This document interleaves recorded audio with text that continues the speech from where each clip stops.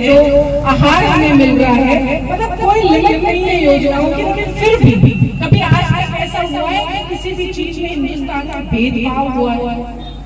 तो मैं समझती हूँ जब एक सरकार एक नियम है तो वक्फ बोर्ड का नियम जब सरकार संभाले तो लोगों के पेट में दर्द क्यों हो रहा है?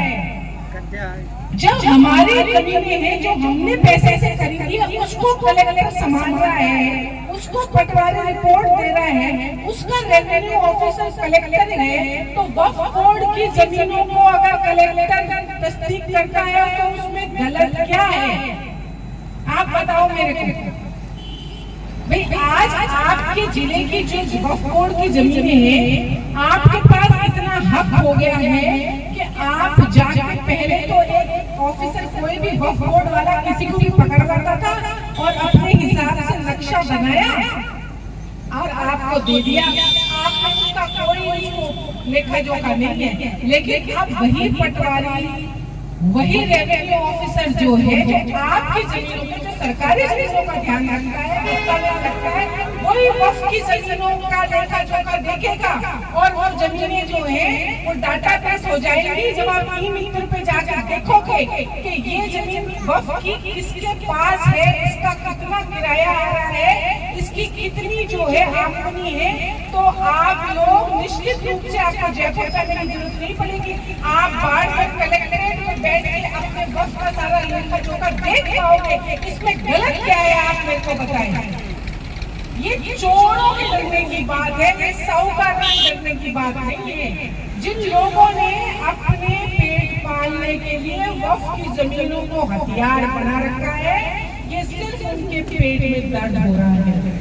और ये चाहे कितने भी पेट में दर्द हो जाए, अब तो ये अधिनियम पास हो चुका है और जिस तरह से एक कानून से सबको हाँका जाता है, उसी तरह से वक्फ में भी ये कानून इसीलिए लाया गया है ताकि जो हमारे साथ चोरी खोरी हो रही थी, हमारे साथ जो हमारे लोग बेईमानी कर रहे थे, उन पर अब नकेल कसी जाएगी और हमारी जमीनों से जो हजारों आ रहे थे वो करोड़ों के रूप में वक्फ बोर्ड में आएंगे और उसकी परमिशन सिर्फ वक्फ बोर्ड के 8 मेंबर बोर्ड के अंदर बैठ के किसी भी जमीन पर अपना हक लेकर पास कर देते थे। अब वो काम नहीं होगा। अब वक्फ बोर्ड के अंदर 8 की बजाय 11 मेंबर, जिसमें 2 महिलाएं और 2 गैर मुस्लिम जो वक्फ बोर्ड के अंदर बैठेंगे और एक जॉइंट सेक्रेटरी, मतलब एक बड़ा अफसर, पहले किसी भी अफसर को लगा देते थे, अब एक बड़ा अफसर कलेक्टर लेवल का, उसके पास वो बोर्ड का प्रस्ताव, जैसे आपके पंचायत का प्रस्ताव आके जाता है, फिर वो सेक्रेटरी के पास जाता है, फिर वो सरकार के पास होता है, उसी तरह से वक्फ बोर्ड, क्योंकि ये जमीनें हैं, ये लोगों ने अपनी खून पसीने की कमाई से अनुदान लिया है। ये कोई सरकार का या किसी की निजी संपत्ति नहीं है। ये वो पैसा है जो अब दिल से दिया जाता है और अल्लाह के राह में दिया जाता है। तो इसके लिए अगर सरकार अच्छा स्टेप उठा रही है तो उसमें इन रसूखदारों को कहाँ तकलीफ हो रही है, मैं आप लोगों से पूछना चाहती हूँ। इसमें सबसे ज्यादा नुकसान हम जो लोग इतनी दूर बैठे हैं और हमारी जो प्रॉपर्टी से, वक्फ की प्रॉपर्टी से हमें कोई लाभ नहीं हो रहा है, सबसे ज्यादा फायदा हम लोगों को ही होने वाला है। क्योंकि आप ये मान लो अगर दूर नहीं है, जब ये चीजें लागू हो जाएंगी तो हमें ना तो सरकारी पेंशन लेनी पड़ेगी, क्योंकि इतना पैसा आ जाएगा। मैं आपको और बता दूं कि पहले जहां 60% लिया जाता था वक्फ बोर्ड में अनुदान, अब 5% कर दिया गया है। क्यों 2% क्यों घटा दिया गया? ताकि क्योंकि हमारी आमदनी बढ़ जाएगी।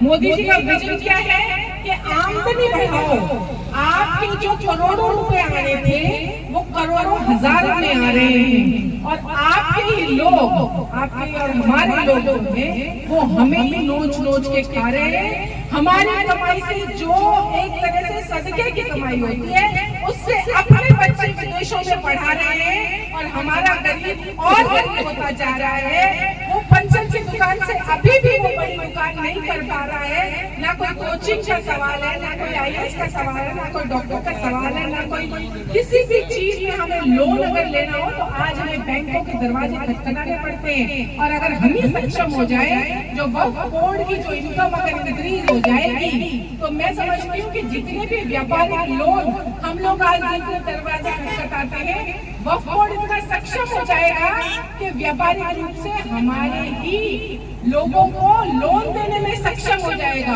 तो आप समझो इसका फायदा किसे है? सिर्फ और सिर्फ मुसलमान को है।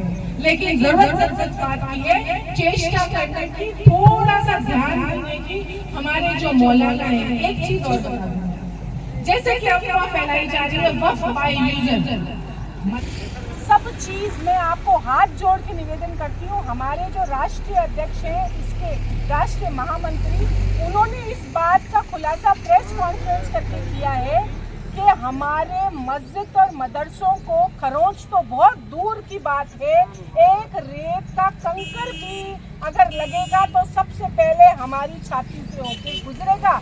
ये बात भारतीय जनता पार्टी का हर कर्मठ कार्यकर्ता, हर पदाधिकारी जो है वो कह रहा है। तो आप इस बात को नकार दो और आप इस बात को कहो कि मस्जिद और मदरसे का नाम लेके हमें बरगलाने की कहीं जरूरत नहीं है। ये नियम सिर्फ इसलिए लाया गया है ताकि जिस जमीन पर मस्जिद और मदरसे बने हुए हैं, उन जमीनों को हम उनके पट्टे दुरुस्त कराएं, हम उनको लीगली डाटाबेस कराएं। हमारी जो है, क्योंकि आप लोगों को तो पता ही है, इनको तो शायद नहीं पता है कि नमाज कभी भी विवादित जगह पे, कब्जे की जगह पे होती नहीं है। तो इससे अच्छा है, ये हमारे आखिरत को अच्छे करने का काम है। अगर कहीं भी मदरसों की या मस्जिद की जगह जो है उसमें दस्तावेज सही नहीं है, तो हम अब कलेक्टर के पास और सबके पास जा पाएंगे। पहले तो वक्फ बोर्ड हमें नकार देता था, ये हम नहीं हो सकता, आप वहाँ जाओ, यहाँ जाओ। वक्फ वालों के पास कोई एक परमानेंट ठिकाना नहीं था, और अगर वो संतुष्ट नहीं था तो वो सिवाय ट्रिब्यूनल वक्फ बोर्ड के और कहीं जा नहीं सकता था। तो आप लोगों के लिए ये खुशखबरी है कि अब जो है हर नागरिक जो है हाई कोर्ट में भी जा पाएगा, सुप्रीम कोर्ट में भी जा पाएगा, अपनी जमीनों के लिए लड़ पाएगा। और कहीं भी मैं समझती हूँ कि जब हम लोग सही हैं तो हमें डरने की कहाँ जरूरत है। ये सिर्फ और सिर्फ जो है हमारे